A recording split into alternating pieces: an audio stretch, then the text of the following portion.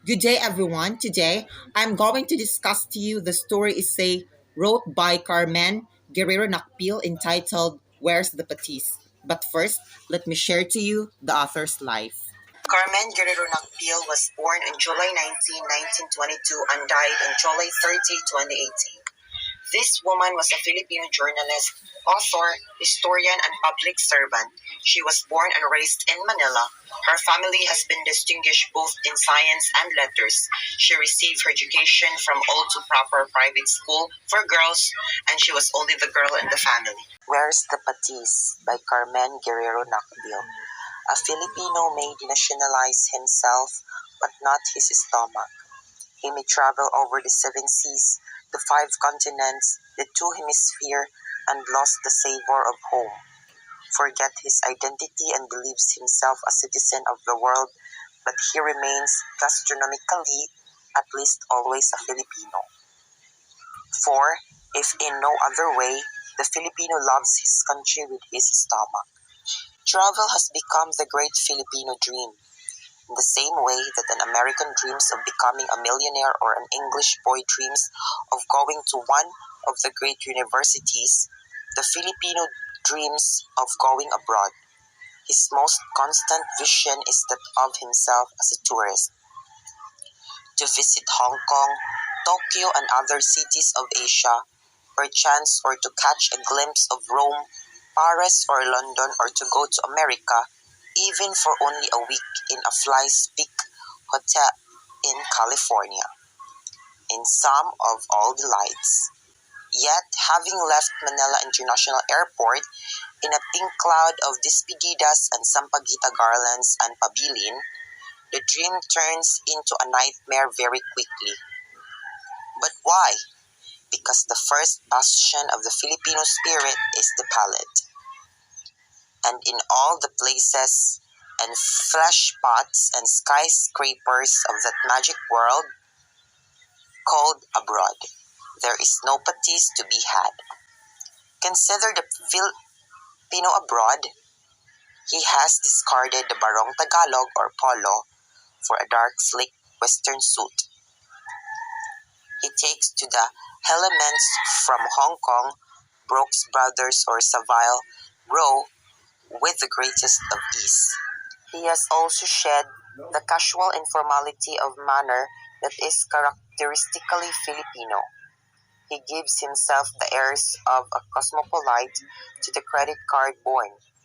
He is extravagantly courteous, especially in a borrowed language, and has taken to hand-kissing and to plenty of American. Do you mind? He hardly misses the heat, the native accents of Tagalog or Ilonggo, or the company of his brown-skinned cheerful compatriots. He takes like duck to water, to the skyscrapers, to the temperate climate, the strange landscapes, and the fabled refinements of another world. How nice, after all, to be away from good old RP for a change. But as he sits down to meal, no matter how sumptuous his heart sinks, his stomach's juices, he discovers, are much less neither as a pahap nor lapu-lapu. Tornadoes is meat done in barbarian way, thick and barely cooked with rich juices still oozing out. The safest choice is a steak. If the Pinoy can get it well done enough and sliced thinly enough, it might remind him of tapa. If the waiter only knew enough about Philippine cuisine, he might suggest venison, which is really something like tapang osa or escargots, which the unstylish poor on Philippine beaches know as snails, or even frog legs, which are a Pampango delight. But this is the crux of the problem. Where's the rice?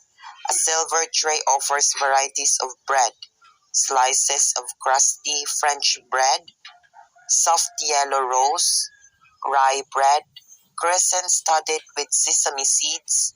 There are also potatoes in every conceivable manner, fried, mashed, boiled, buttered, but no rice.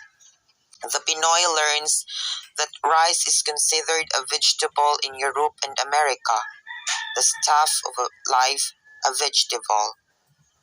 Where's the patis? And when it comes a special order, which takes at least half an hour, the grains are large, oval, and foreign looking, and what's more, yellow with butter. And oh, horrors!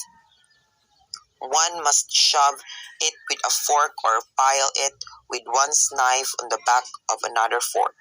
After a few days of these debacles, the Pinoy, sick with longing, decides to come the strange city for a Chinese restaurant, the closest thing to the beloved gastronomic country.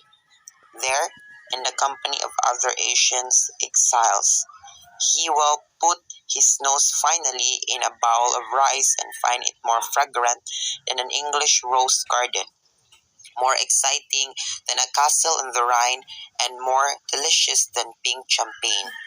To go with the rice, there is siopaw, not so rich as at Salazar, pancit guisado reeking with garlic, but never so good as any that can be had on the sidewalks of Quiapo.